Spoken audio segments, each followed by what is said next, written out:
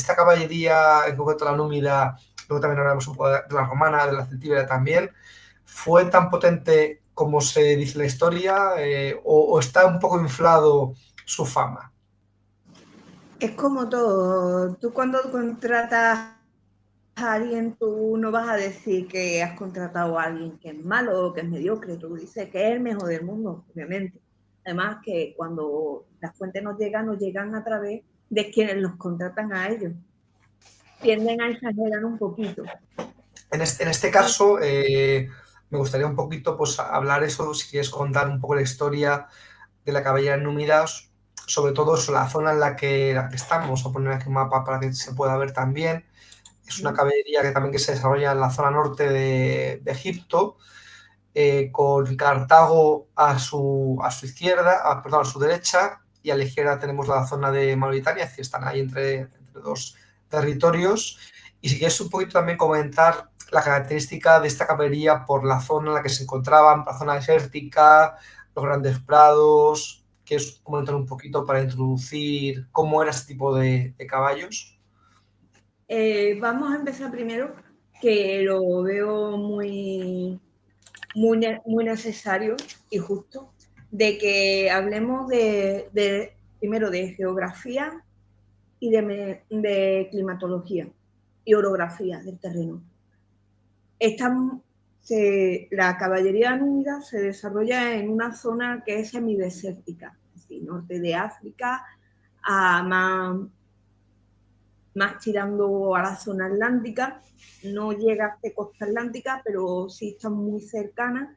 Es una zona general con, poca, con poco terreno montañoso. Si lo compara, por ejemplo, con la zona de Hispania, la península ibérica es bastante más montañosa, un terreno más irregular. Tenemos valles, mesetas, pero también tenemos grandes cordilleras. Tenemos lo que es la zona de la subbética, donde está el Mulhacén, que es terrible, es una zona con bastantes cuestas, bastante escarpadas.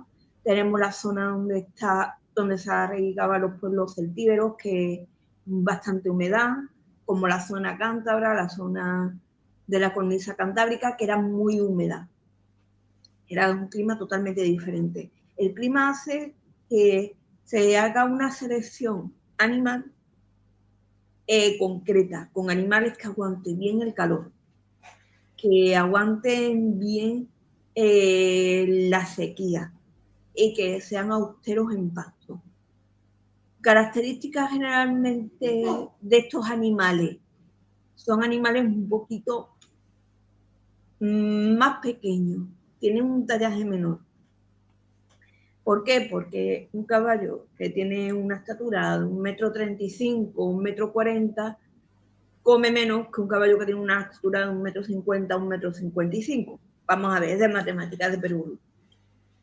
Pero hay que tener en cuenta estas perogrullas para llegar a entender de cómo eran esos animales y por qué eran así. Por ejemplo, yo estaba hablando también de que en la zona de Unidia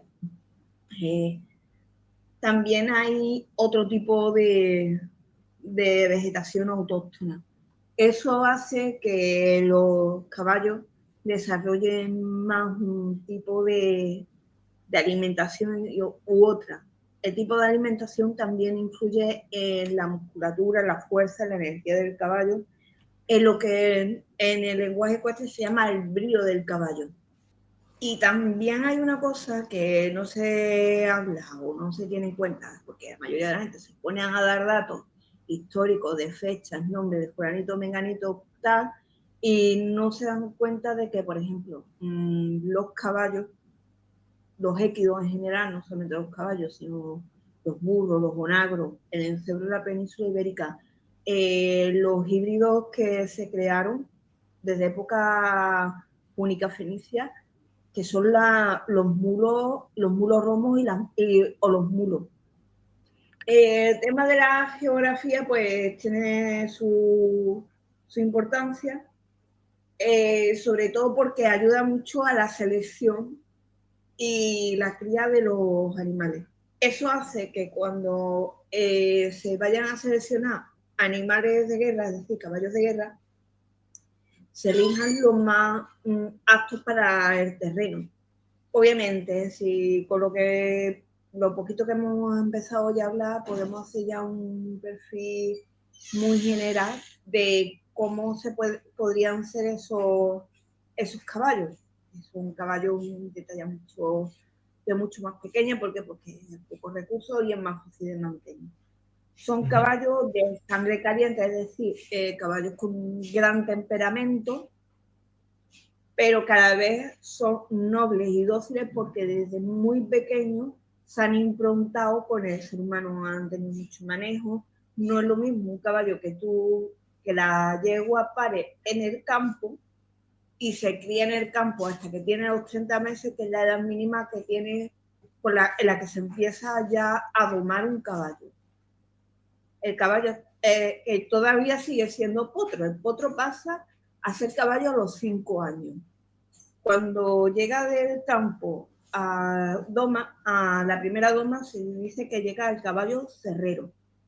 Pero ese periodo de caballo cerrero, de potrito cerrero, por ejemplo, un potrito que nace estabulado, que nace en constante contacto con seres humanos, que desde que abre los ojos lo primero que ve es a su madre y a 3 o 4 seres humanos a su alrededor, que lo están manoseando, que lo están toqueteando, que le están mirando a ver si ha nacido con algo que no estuviera bien, si el caballo tiene alguna malformación.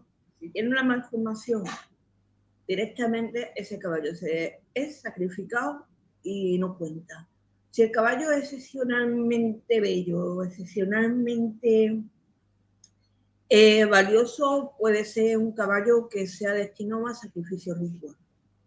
O un caballo que se haya criado específicamente con selección de un semental y una yegua para ser sacrificado, porque el padre es un caballo de origen con una historia detrás que sea importante y la yegua es una yegua de vientre que haya sido buena. Así más o menos era como se seleccionaban los caballos que, por ejemplo, eran objeto de sacrificio, los que nacían. Y después estaban los que se sacrificaban, pues, por ejemplo, yo siempre hablo de yacimientos de Casa del Turiñuelo por la hecatombe y tanta cantidad de caballos sacrificados. Eso eran, verdad, caballos de trabajo. Caballos que igual estaban moviendo una rueda de un molino. Caballos que eran igual de silla. Eso nos lo ha dado ahora los estudios de taxonomía y de morfología, de escaneando los huesos y viendo las marcas de desgaste, tanto de huesos como de piezas dentales, porque ya tenían ahí en boca vida. O sea, entiendo que el dicho que es popular de que el númida nacía montando a caballo, al final pues viene un poco de esto, ¿no? De que los caballos según nacían pues estaban entre ellos, es decir, una vida como muy acostumbrado a tener animales, a tratarlos desde muy pequeñitos y eso haría que, claro, pues al final, que mejor conocedor que el que vive con animales desde que nace prácticamente. Pues Y todo también te eso. iba a preguntar, esto corrígeme si me equivoco, puede ser que cuando la caballería númida se alía con Cartago en las guerras púnicas y ya Cartago sale de África, ya va a España, va a Italia y demás, va a diferentes zonas, ahí es cuando se empieza a generar esa fama de caballería númida, es decir, empieza a darse a conocer por otras partes del mundo de sus habilidades, de lo bueno que eran en batalla, los habilidosos que eran, los flexibles que eran en el combate, es decir, es ese momento en el que más aparece la fama de los caballeros númidas en las guerras púnicas. Las guerras púnicas fueron lo que lanzaron al Mediterráneo esa fama. ¿Por qué? Porque ellos iban haciendo, eran sobre todo gente, comerciantes, eran diplomáticos y se dedicaban a hacer alianzas, ya sean pacíficas o mediante el uso de armas, con otros pueblos para sacar beneficios para su propia empresa y crecimiento. De hecho, es lo mismo que hacía y hizo Roma desde el principio. Entiendo que al final Cartago lo que intenta es tener las mejores tropas posibles. Por ejemplo, pues te pongo un ejemplo básico. Pues los honderos baleares, ¿no? Pues tenían los honderos baleares unidades ligeras que lanzaban proyectiles que también eran pues muy cotizadas. Pues igual, a lo mejor Cartago contaba con una buena infantería, ¿no? Más al estilo, todavía a lo mejor más parecido al estilo Plita de la época, y la caballería tenía que, entre comillas, alquilarla, ¿no? Al final eran tropas mercenarias que las juntabas con todo el ejército, con diferentes tropas, y cuando había botín se repartía entre las tropas, y así era como se mantenía. Van un poco por ahí los tiros. Esos tiros casi dan en blanco. Por no decirte que dan en el blanco esos tiros. ¿Por qué? Porque otra cosa no, es más fácil. Hay un refrán que dice, sabe más el loco en su casa que el cuervo en la ajena. ¿Y qué es lo que hace? Los cartagineses pues se dedicaban con los pueblos que comerciaban, pues utilizar sus propios recursos para su propio beneficio. Es decir, si por ejemplo los númidas, que eran pueblos generalmente nómadas, como eran los bereberes, los pueblos bereberes, hoy en día los pueblos tuareg prácticamente hay pocos asentamientos que sean nómadas. Ya, a día de hoy son residuales, pero son gente que siempre viven con la última tecnología. ¿Y qué es lo que pasaba? Que a los númidas también les gustaba tener las últimas tecnologías, pero eran costosos, ellos igual no tenían, a no ser pueblos sedentarios, no tenían tantas tierras de laboreo, sino que sus bienes más preciados era la ganadería y se iban alimentando de los pastos que había disponibles. De ahí sacaban, de ahí sacaban la leche, de ahí sacaban la piel, de ahí sacaban la carne. Lo que es la parte de vegetales, de fruta y de hortalizas que necesita el ser humano para su dieta, pues lo sacarían seguramente o bien del comercio o bien de la recolección esporádica silvestre. Van haciendo la ruta por donde saben que van a ir encontrando frutos o pueblos que siembran y con los que pueden mercadear. A ver, yo tengo unas ovejas que te cagas, que dan una carne exquisita, unas cabras que dan muy buena leche, y tú tienes ahí sembrado, te digo, cebolla, rábano. Nos ponemos de acuerdo y hacemos ahí el intercambio, ¿no? Ahí hacemos nuestros trueques, o por ejemplo, metal era valioso. Un pueblo que se dedica a la transhumancia, que es nómada, el tema del trabajo de metales es más complicado. Solamente hay que ver la poca cantidad de piezas numismáticas acuñadas que se pueden asociar al pueblo númida. Mira, tengo aquí una para mostrar si quieres. Tengo aquí por Sí, aquí una sí. que de tu blog, que por cierto, ahora comentaremos si quieres comentarla, pero ahora mostraremos también tu proyecto personal después de ver Sí. el objeto. Sí, bueno, como se puede ver, la misma moneda muestra el tipo de arreos que, tiene, que dispone.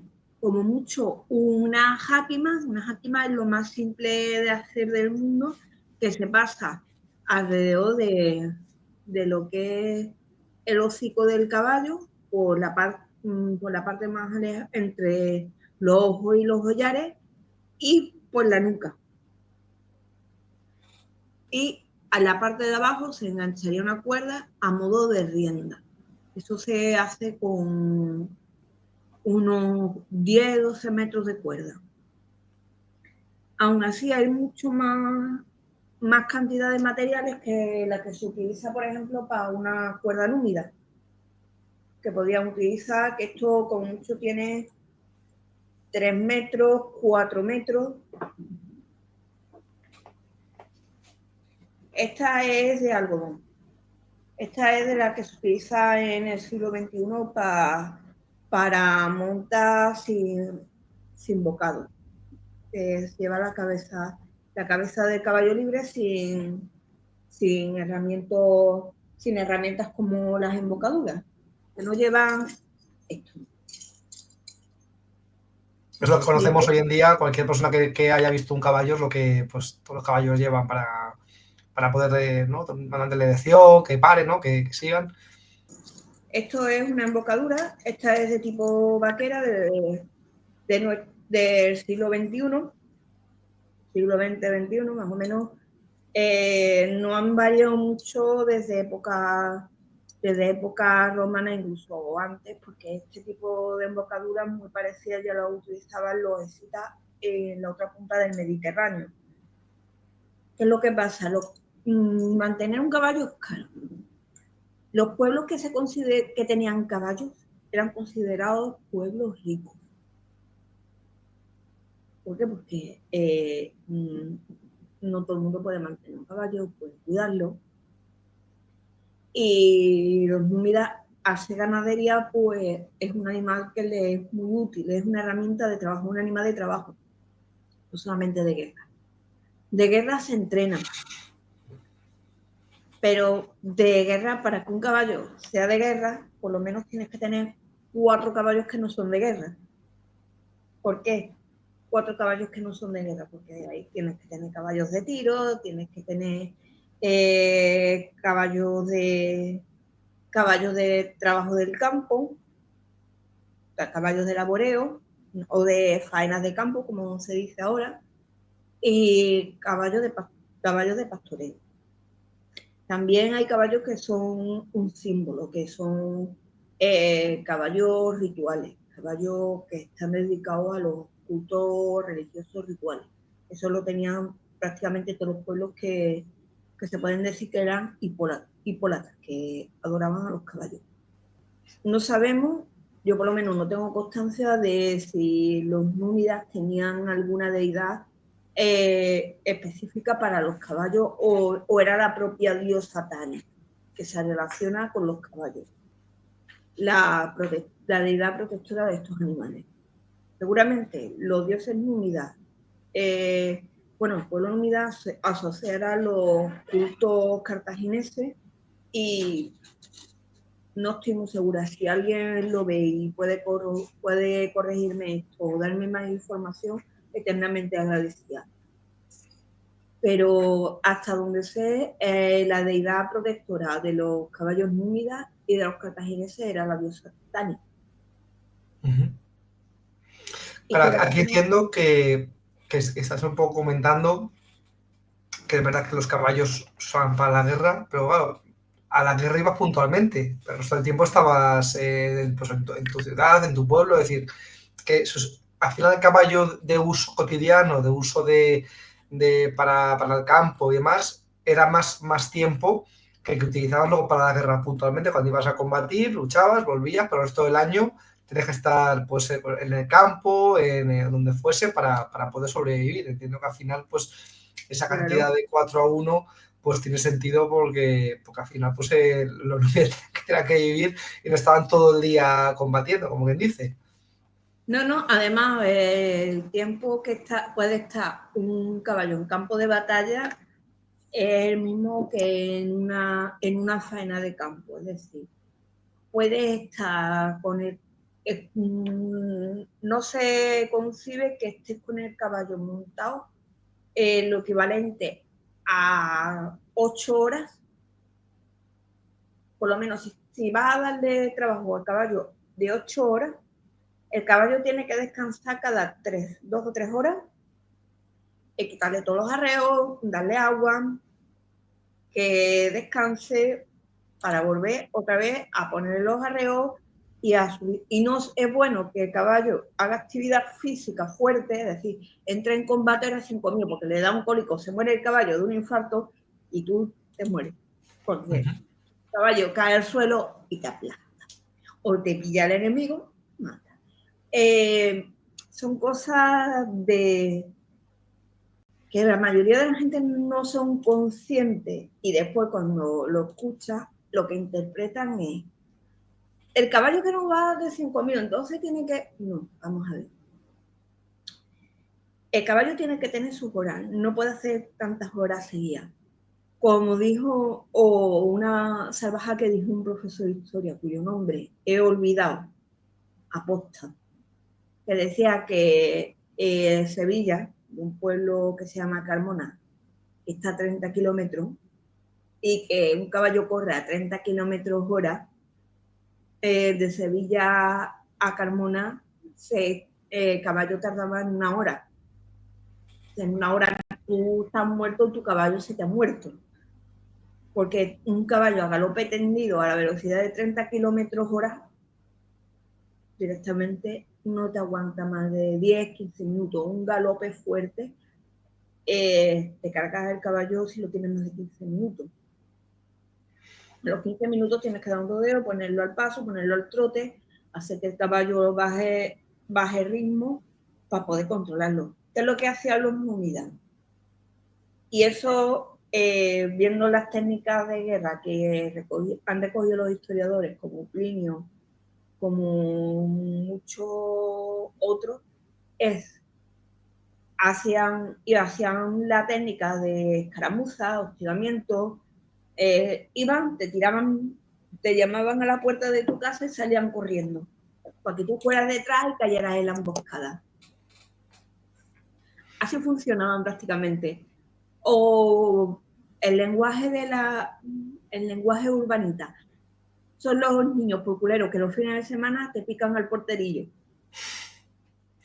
Sí, aquí he puesto una imagen que creo que un poquito refleja lo que estás comentando, ¿no? Que entiendo que al final pues eran tropas eso, hostigadoras que daban el golpe rápido, o sea, de repente desaparecían, al final pues evitan contacto directo, pues también unidades también muy ligeras para evitar también perder unidades y demás.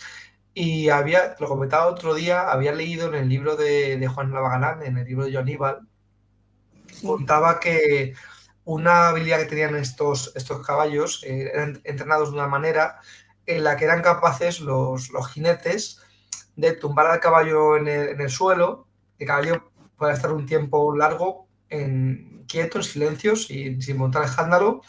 Y claro, si encontrabas un terraplén hacia arriba y tumbabas a los caballos ahí escondidos, cuando el enemigo llegaba y estaban encima, los caballos se levantaban y te aparece de la nada ahí pues una caballería que no te esperabas y claro, pues eso generaba un miedo y un impacto al enemigo que hacía que muchos pues se fuesen huyendo, es decir, que eran de bandada, y esa forma de atacar era, o sea, me llama mucho la atención, ¿no? Me parece como muy, muy curioso, muy acrobático.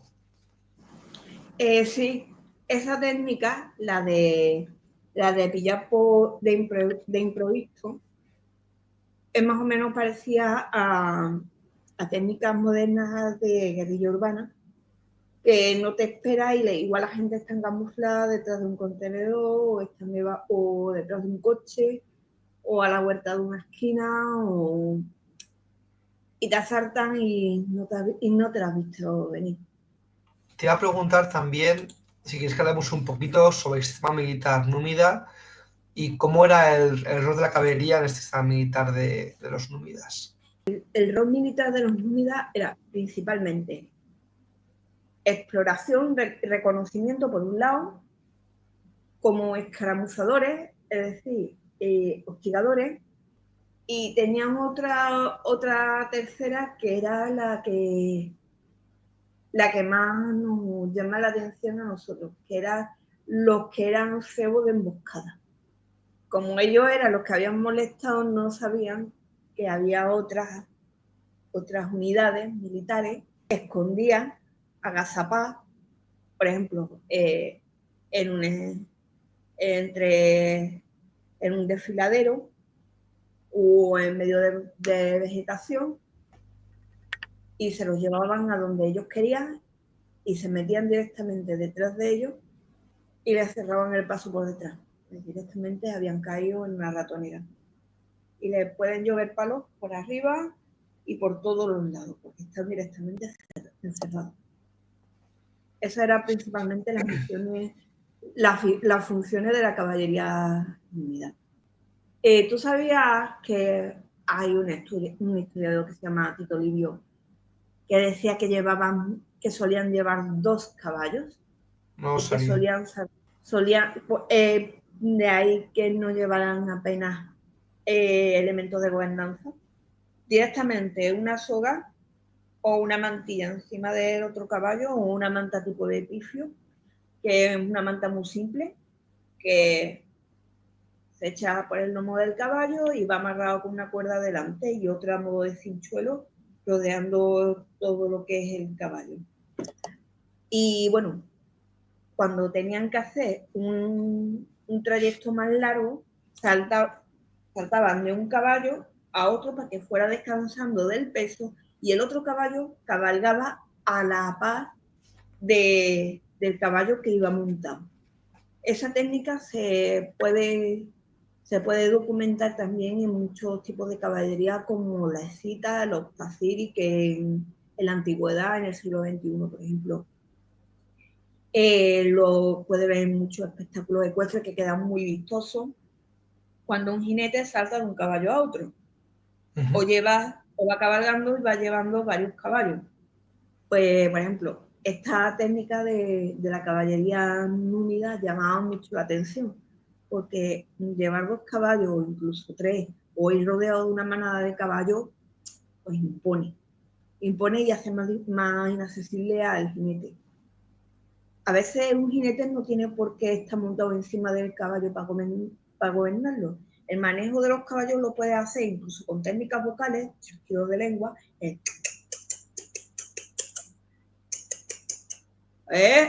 La manera de arrearlo es para que vayan más deprisa, para que, como los relinchos de los caballos para comunicarse entre ellos, pues es un poco parecido. Y eso impone, la verdad es que impone. Porque un caballo enjaulado completamente con su rienda, con su bocado, con su silla, lo manejas estupendamente.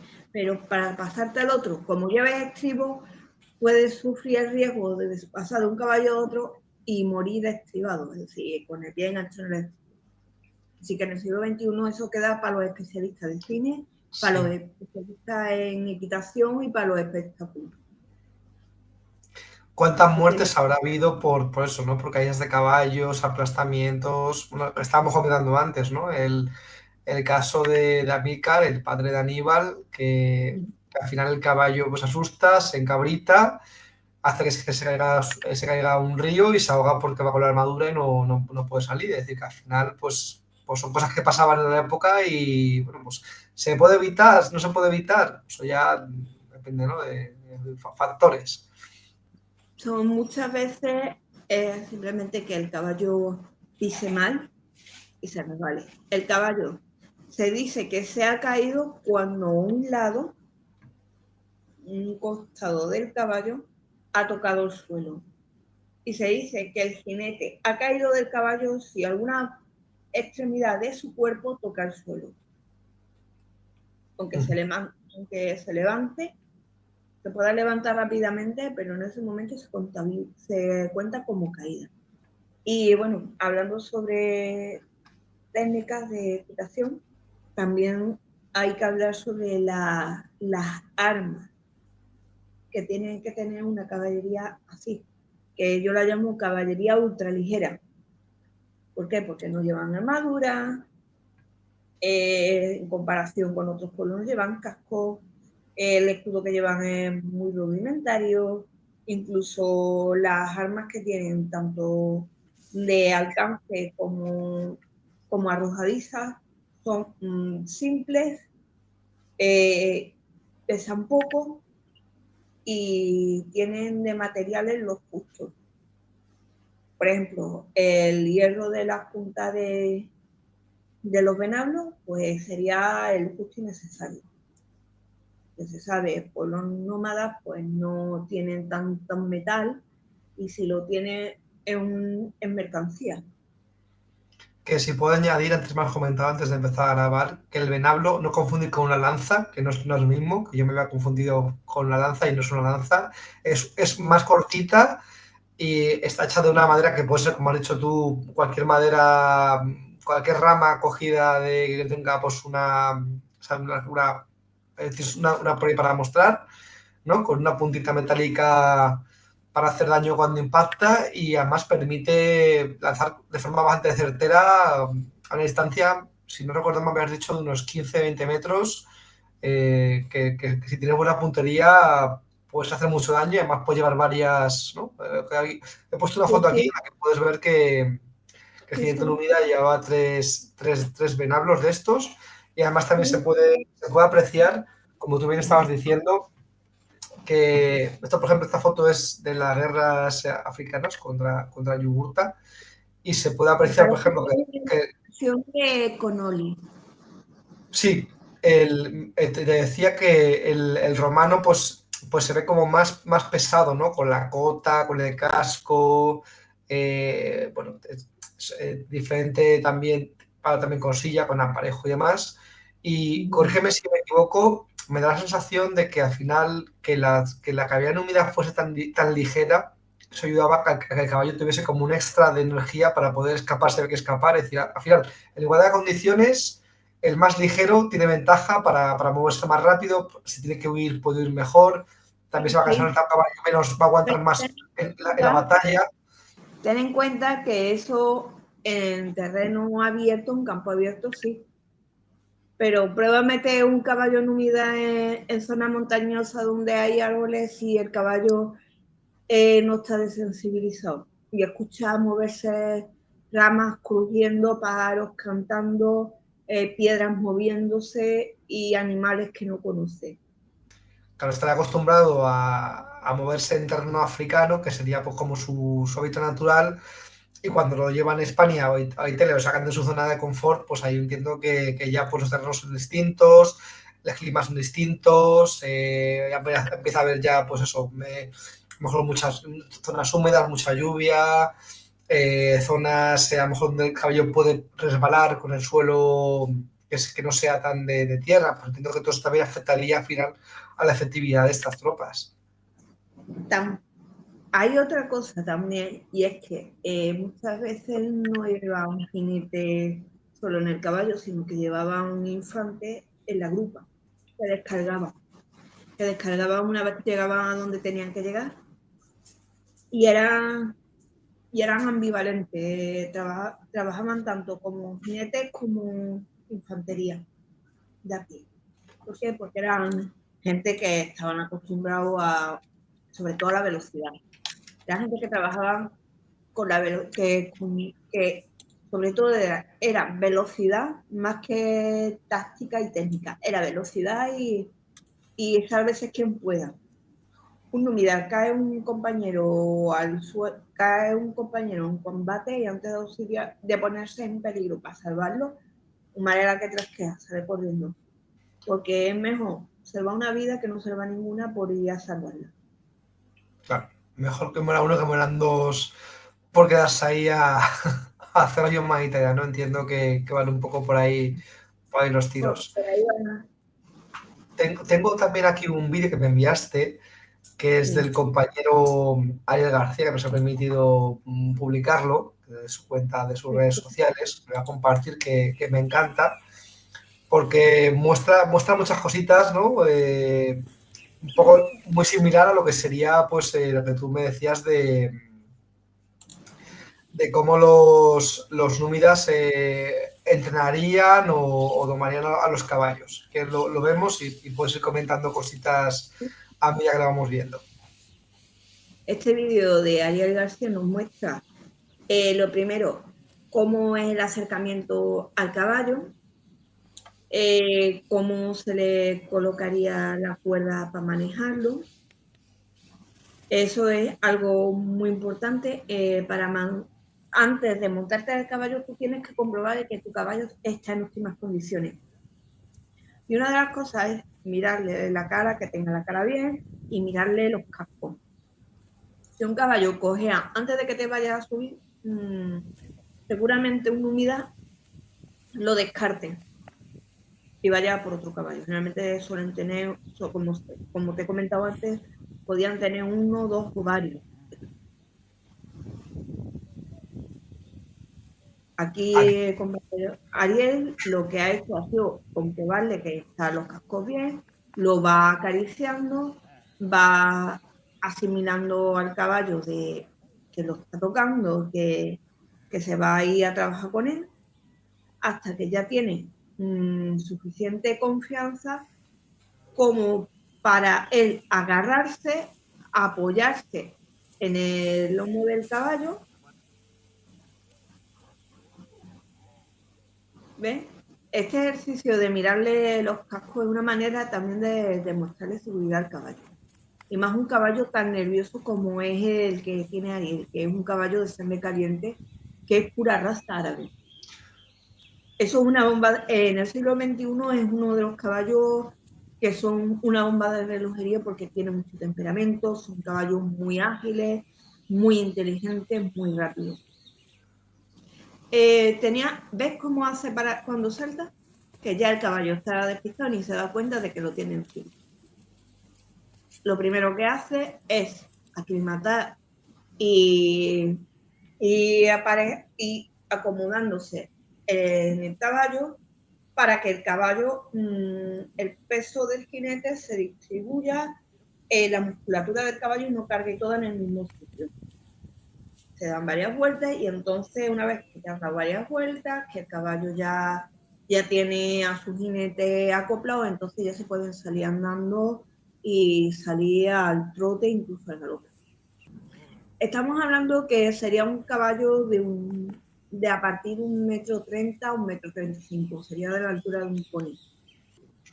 Me ha gustado aquí mucho la forma en la que se baja del caballo y lo controla, lo mantiene ahí, ¿no? Con los arreos. Hazte la idea que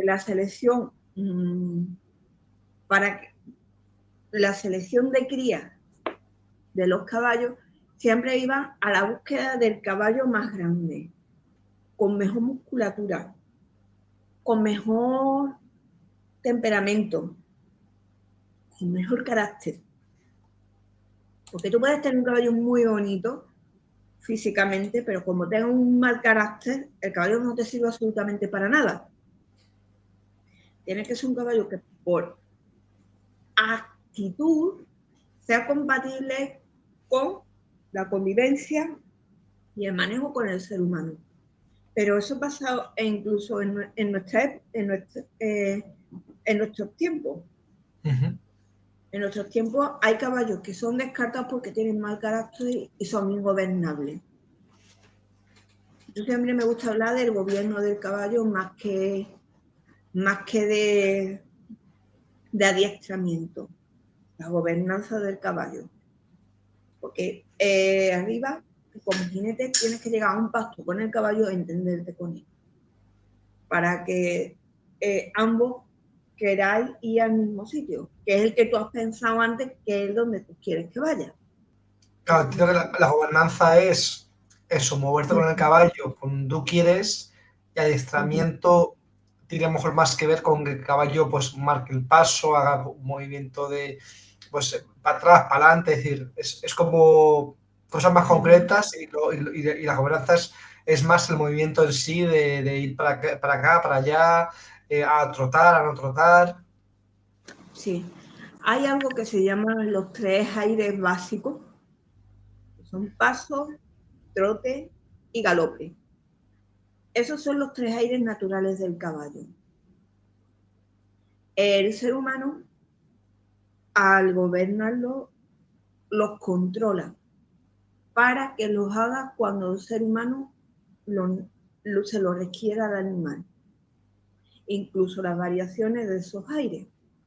Después, por ejemplo, cuando vemos un caballo en doma clásica haciendo las rutinas o, por ejemplo, un caballo de doma vaquera de concurso que hace unas piruetas, hace una parada de raya y te quedas así, madre mía, va el caballo a pleno galope y se queda clavado en el sitio las 4 patas. Sí, ¡pum!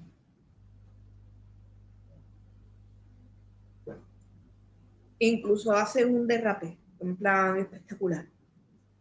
¿Sí? ¿Qué función tiene esa? Pues que si tú has cogido mucha velocidad, pues que no te traes una encina. Si vas haciendo faenas de campo. Por ejemplo, el trote sí aguanta más el caballo. Es con el paso, es con el aire natural que más aguanta. Un caballo en trote, incluso en tiro, es recomendable llevarlo al trote porque se le hace menos pesa la carga y aguanta más tiempo. Por eso puedes ver caballos en el reales de la feria dando vueltas al trote durante 1 hora o 2 horas que dura el paseo de caballo. Si miráis los paseos de caballo de la feria de los miles de pueblos que tienen paseo de caballo, en los paseos de caballo duran muy poquitas horas. Y en esas poquitas horas, generalmente a la media hora, a la hora, ya están en la parada descansando, tanto jinete como caballo, con su agua, con su sombra. Comer mientras que están haciendo actividad no es nada recomendable, porque le puede dar un cólico y te quedas sin caballo. Pero esto es para quien no lo sepa, que lo tenga bien en cuenta y se ahorren de decir cosas que hagan sentir vergüenza ajena a la gente del mundo de la equitación. Bueno, Bueno, estamos aquí, ¿no? Para arrojar un poquito de luz y romper una lanza y todos esos mitos que se van generando. Y te iba también a preguntar, antes estábamos hablando de la influencia también de la caballería ibérica en el mundo de las guerras púnicas, cuando viajan a España los cartagineses con los númidas y se encuentran con sus nuevos aliados ibéricos que también tienen caballería, que es completamente, imagino, completamente distinta o con muchas diferencias. ¿Cómo es ese encontronazo, ese choque entre caballerías, la africana, la hispana? O sea, ¿cómo se acoplan luego para el campo de batalla? Claro, porque tendrán, imagino que diferentes condiciones, diferentes entrenamientos. ¿Cómo es esa fusión de caballerías tan distintas? pues simplemente siempre pensamos que lo que hacen otros es lo peor del mundo y que nosotros lo hacemos siempre mejor. Es el concepto que el ser humano siempre tiene, incluso con nuestro propio idioma. Todos pensamos que el vecino, la gente del pueblo de al lado hablan peor el español que nosotros. Sí. Cierto, hubo un momento en el que coincidieron en el campo de batalla del Tíbero, romanos, númidas y cartagineses. De la caballería cartaginesa nos han llegado algunas piezas donde se vienen reflejadas cómo eran los arreos que llevaban. Bocados cartagineses igual lo han catalogado como otros pueblos prerromanos y ahí están arqueológicamente mal catalogados, pero puede ser. Los pueblos ibéricos, sí.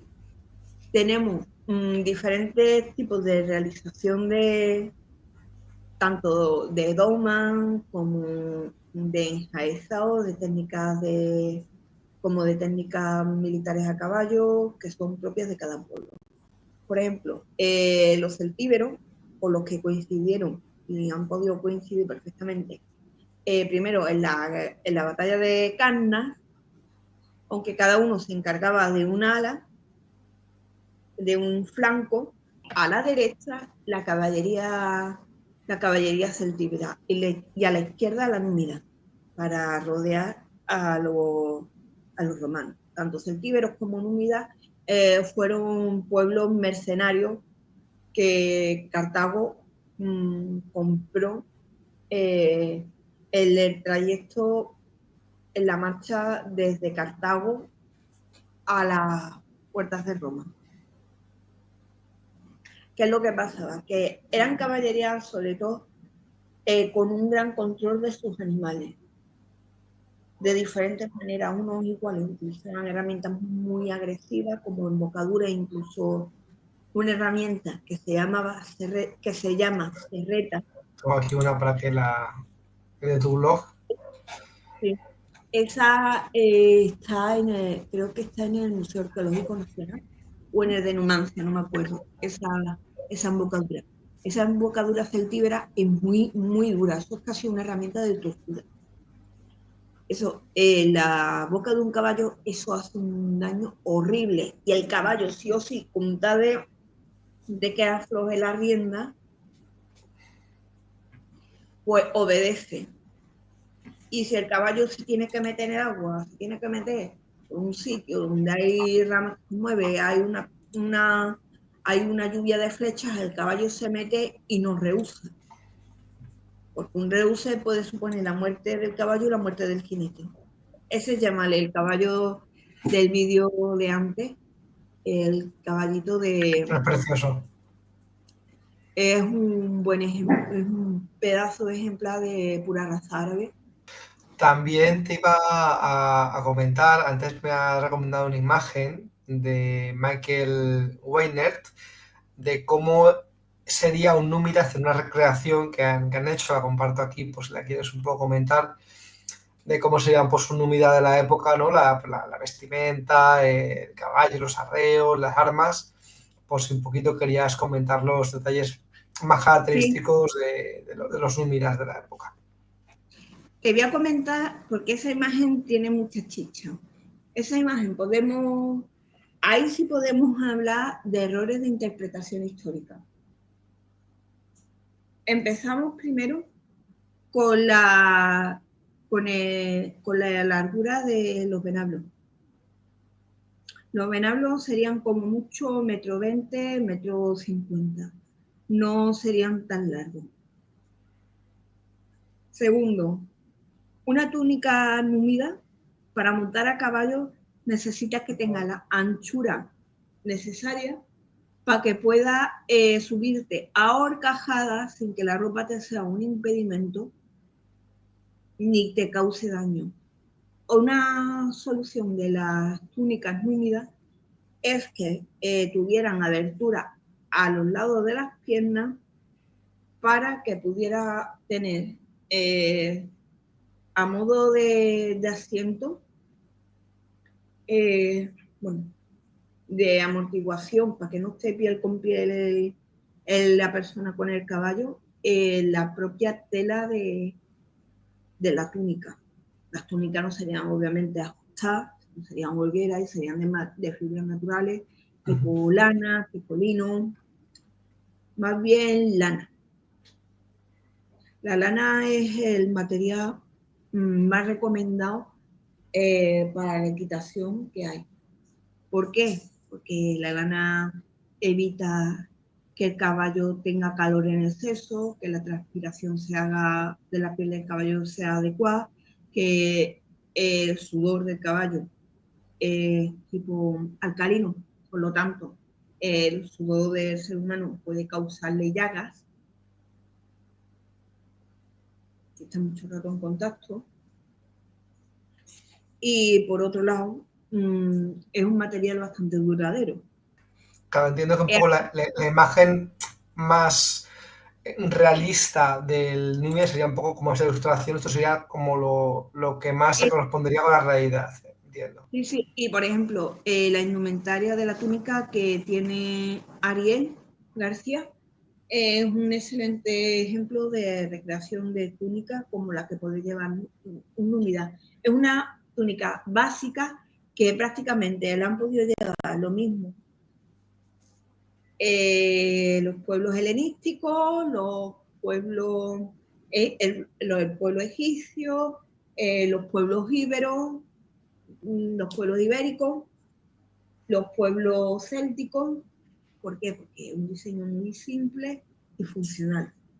Y con una buena anchura para tener movimiento, porque tú vas con una lanza, vas con un casco, con un casco, perdón, una lanza con un escudo, y tú lo que no puedes tener es una prenda apretada que te impida el movimiento. Y montando a caballo, llevar una prenda que no te permita moverte con libertad es quedarte trabado.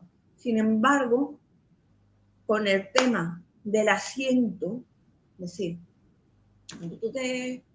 cuando tú te sientas en el caballo, necesitas que haya que se produzca una acción física que se llama grip, que es que se pegue, que tenga el mejor contacto posible para que no te resbales. Imagínate, estás montando a caballo, un poco que llevas, te resbalas. Nosotros en nuestro siglo XXI tenemos un montón de herramientas e incluso prendas de vestir que nos facilita eso que se llama grip, que es cuando se pega la silla, el pantalón a la silla del jinete. Por ejemplo, cuero con cuero agarra, cuero con lana resbala. No sé si lo entiende. Sí, sí, sí, Caballo muy curioso. lana, para que no resbale porque es tejido natural de un animal con otro animal. Qué curioso. Muy interesante. También te iba a comentar, ya para ir acabando, hemos comentado las cosas buenas de los caballos, de los jinetes númidas, de sus características, pero también quería saber sus desventajas, es decir, qué inconvenientes tenían y cuáles eran sus puntos débiles en batalla o en el día a día, que supongo que los viranos romanos lo encontrarían, ¿no? Tenían bastantes puntos débiles.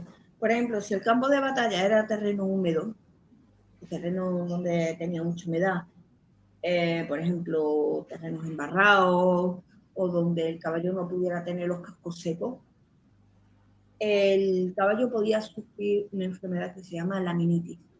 Es decir, el casco se le hace lámina, se le resquebraja y se le pudre.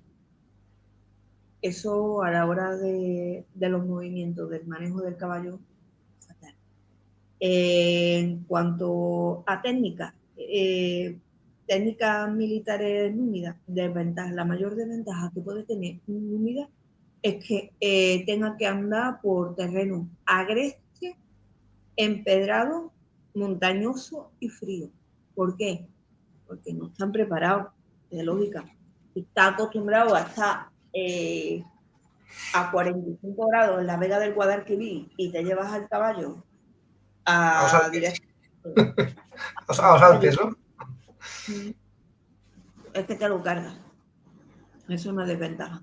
Además que el choque térmico es letal tanto para personas como para caballos.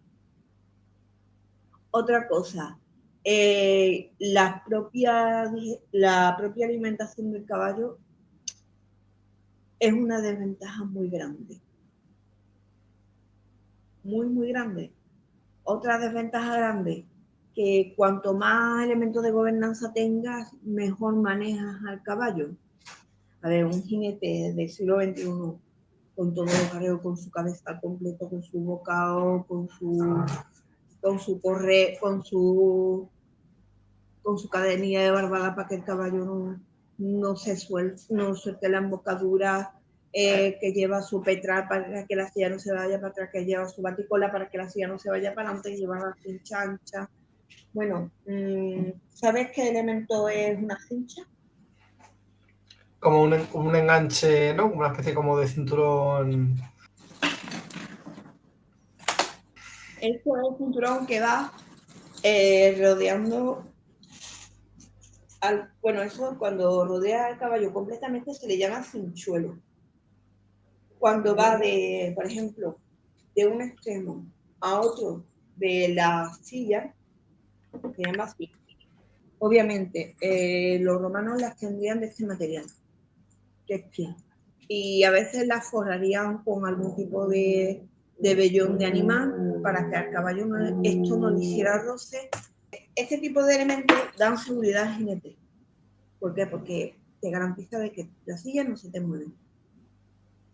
Una silla que no se te mueve te da seguridad incluso para dejar la mano suelta y utilizar las manos para coger un arco y utilizarlo para tirar a caballo. Montando a pelo y tirar con arco y flecha, te digo una cosa. Ya tienes que ser muy, muy, muy buen jinete, tener muy, muy buena doma en tu caballo y tener mucha, mucha confianza en tu caballo y que el terreno lo conozcas muy, muy bien. Porque a la mínima que te salga algo, el caballo se te asusta y te vas a tomar vientos. Claro, esto me ha recordado a lo que sufrió Craso padre y Craso hijo, ¿no? Contra los jinetes a caballo con arcos que por ahí por Oriente les pusieron finos a los romanos. Sí, Muy bien, Ana, pues bueno, ya para finalizar también quería compartir, no se me olvide compartir tu proyecto personal, lo tengo por aquí, que es Burradas Históricas, que tienes un blog muy interesante donde, bueno, todo esto que hemos estado hablando en este sí, episodio también se puede leer en tu blog, está más desarrollado, también con imágenes, tienes ahí un par de publicaciones muy interesantes.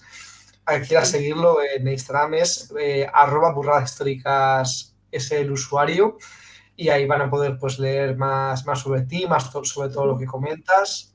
Y bueno, la verdad Sí. es que has arrojado luz sobre la caballería númida, ¿no? Sobre los mitos, sobre sus características, las formaciones y demás. Y bueno, la verdad es que me ha gustado mucho charlar contigo. Y siempre, para acabar las charlas, al invitado le pido que me dé sugerencia de otros futuros invitados que podría traer al programa, porque hemos estado hablando, un poco que me has conocido. ¿A quién crees, o una o varias personas, que estaría bien que traiga al episodio de Cosas del Imperium para una charla y hablar pues, sobre el mundo romano, sobre el mundo griego, bueno, sobre el mundo antiguo? ¿Quién crees que estaría bien que se pase por aquí? Pues mira, somos dos filólogas que cada una en nuestro campo, cada una en nuestro berenjenal, cada una tiene su berenjenal con sus buenos pinchos. Yo de hispánica y ella es de filología clásica. No sé hasta qué punto conoce las lenguas clásicas, sobre todo el latín. Y cómo es de diferente el latín literario del latín que hablaba la gente de a pie y cuán diferente era el latín que se hablaba en Hispania del que se hablaba en la zona de Egipto o en la zona de la Galia o en la propia Urbs Roma, de Uh -huh. Roma. Y yo te recomendaría a Alina que trajeras un día a Alina Montoya. Alina Montoya Wash, nuestra pompeyana, que es una fiera, es una filóloga clásica que además es muy buena comunicadora. No hace divulgación en sí, pero siempre está muy bien tirar de quien sabe y preguntar. Fantástico, fantástico. Pues me lo apunto ahí, me la apunto para futura y la mando el mensaje a ver si le apetece pase por aquí, porque el tema que comentas, ayer habría hablando con Fernando Lillo, también comentábamos el tema del latín y griego, ¿no? Que a lo mejor nos ha llegado a nosotros los textos clásicos y más de oradores y demás, pero claro, con lo que se hablaban en el pueblo del día a día, ¿no? Que se hablaba en las calles, las tabernas, pues sobre todo porque me comentaba que había inscripciones en latín en Pompeya con faltas ortográficas que al final pues han mostrado cómo la gente diría cosas o ¿no? Un tema muy, muy interesante y si ya puedo arrojar luz sobre esto, pues encantado de charlar con ella y seguir conociendo y compartiendo sobre el mundo antiguo a quien quiera aprender. Sí. Y otra segunda recomendación es a Ariel García. Pues sí, bueno, desde aquí gracias. A ver si ve este episodio. Gracias por habernos cedido este vídeo tan bonito montando a ese fantástico caballo.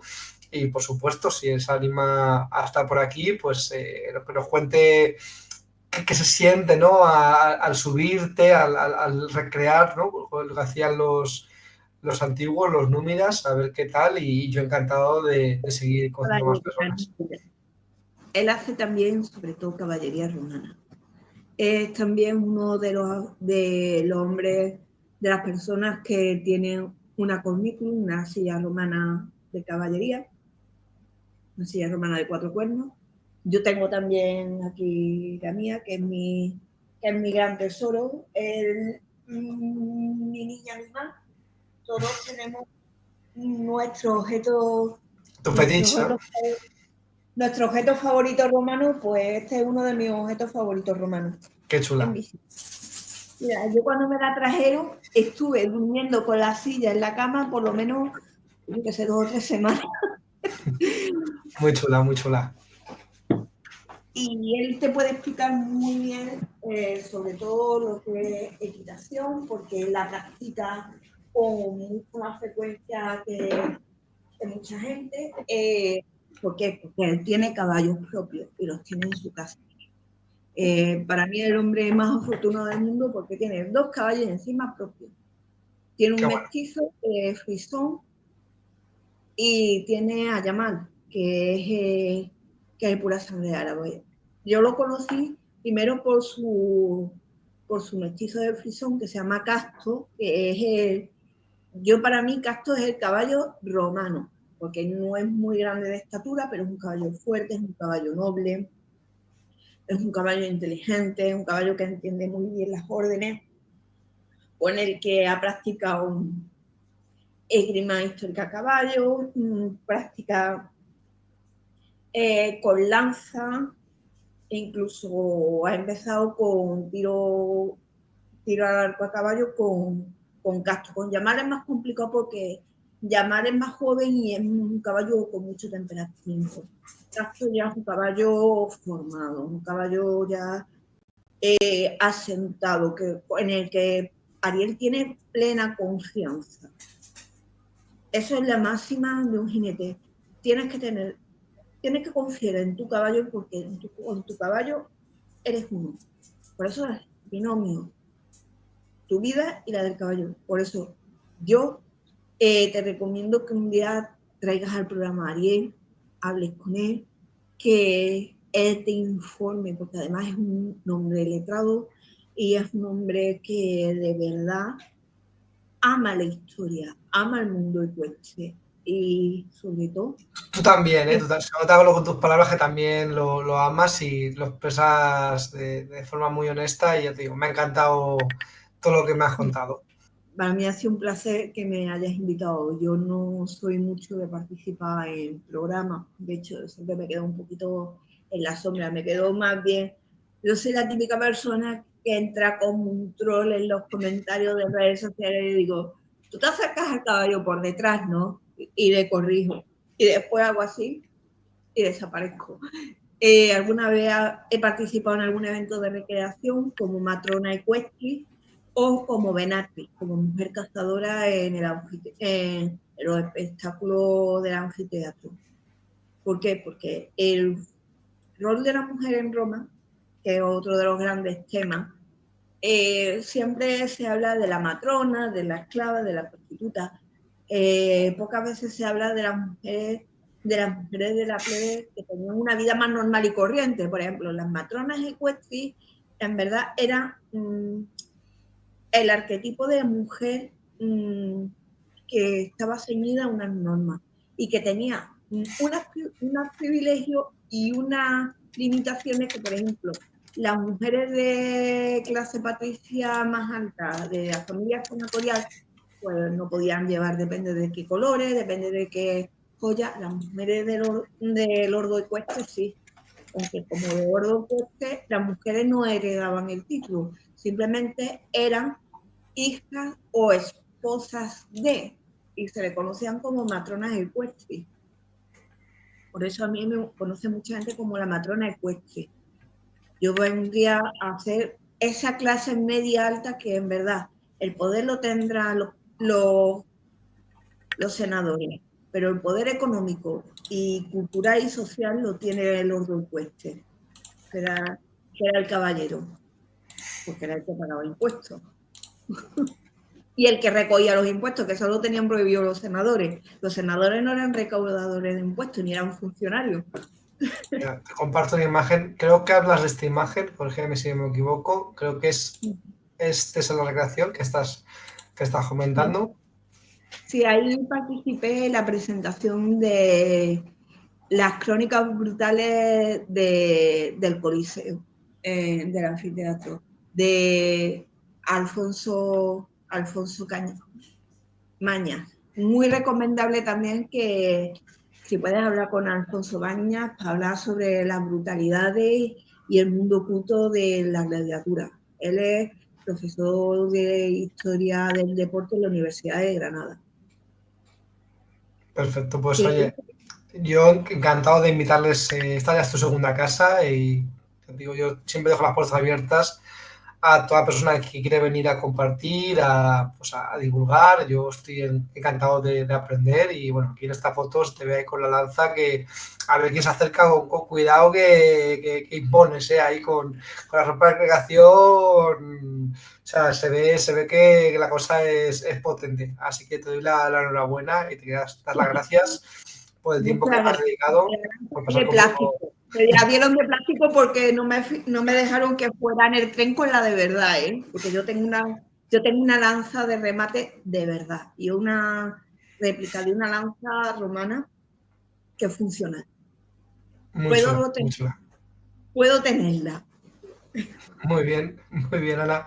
Pues lo dicho, yo muchísimas gracias por tu tiempo. Me ha encantado charlar contigo y de momento conocerte virtualmente.